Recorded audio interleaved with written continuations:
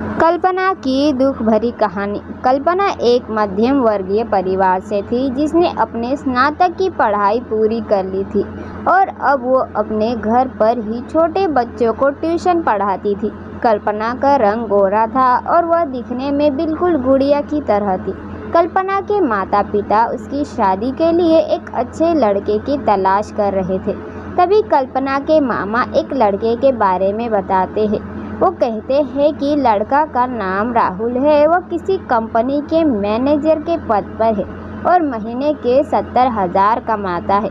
कल्पना के माता पिता ने लड़के की फ़ोटो दिखाई तो उन्हें लड़का पसंद आ गया।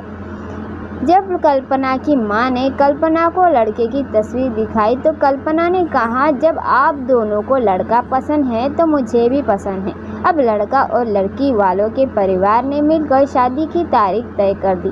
कल्पना के माता पिता बहुत खुश थे कि उनकी बेटी की शादी एक अच्छे घर में हो रही है।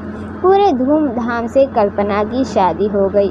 अब कल्पना अपने बचपन के घर को छोड़कर एक नए घर चली गई। कुछ दिन तो कल्पना को अपने माता पिता और अपने घर की बहुत याद आई। कल्पना की शादी के अब महीने बीत गए थे। अब उसके पति राहुल पहले जैसा व्यवहार कल्पना के साथ करता था। कल्पना से वो चिड़ा सा रहता था। राहुल अब ना पहले जैसा कल्पना को प्यार करता और ना ही उसकी बातों को मानता। कल्पना को समझ नहीं आ रहा था कि वो क्या करे। वो बस रोकर अपने दर्द को कम करने की कोशिश करती।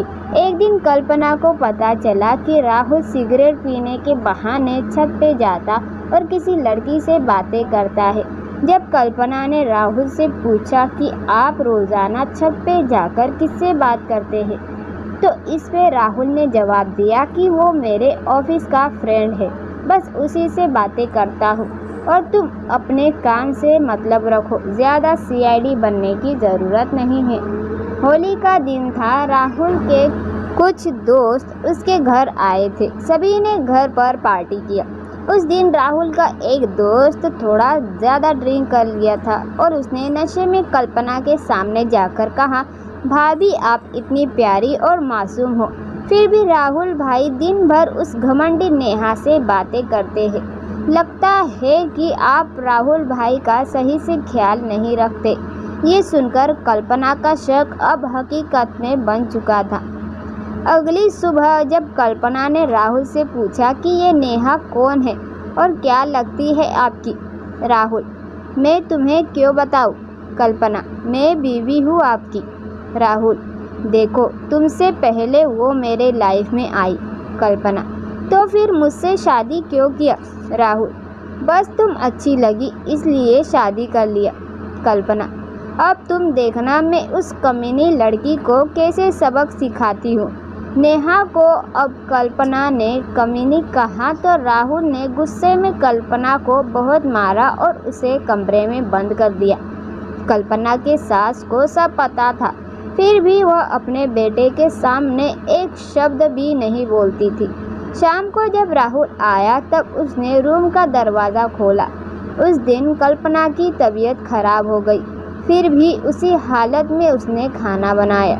कल्पना ये सारी बातें अपनी माँ को बताना चाहती थी, लेकिन चाह कर भी वह नहीं बता पा रही थी, क्योंकि वह जानती थी कि अगर उसके माता पिता को ये सब पता चलेगा तो वह परेशान हो जाएंगे।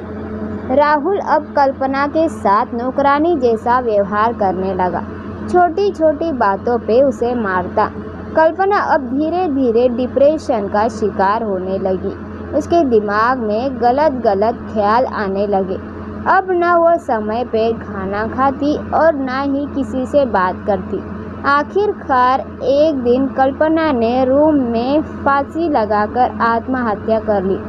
कल्पना ने आत्महत्या का कारण किसी को नहीं बताया, लेकिन उसके सास को पता था कि कल्पना ने आत्महत्या क्यों किया। दूसरी तरफ कल्पना के माता पिता का रो रो कर बुरा हाल हो गया।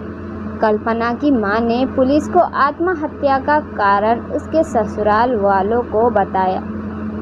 पुलिस राहुल और उसके माता पिता को ले गई। लेकिन पैसों के दम पर कुछ ही दिनों में राहुल और उसके माता पिता जेल से छूट गए। जीवन में अक्सर अच्छा दिखने वाला इंसान अच्छा नहीं होता, उसके अंदर कहीं ना कहीं बुराई छुपी होती है और वही बुराई किसी की जिंदगी को बर्बाद कर देती है। कुछ ऐसा ही कल्पना के साथ हुआ। दोस्तों, कहानी कैसी लगी कमेंट में ज़रूर बताना। अगर हमारे चैनल पे नए हो तो चैनल को लाइक, सब्सक्राइब और अपने दोस्तों में शेयर ज़रूर करना। कहानी सुनने के लिए धन्यवाद।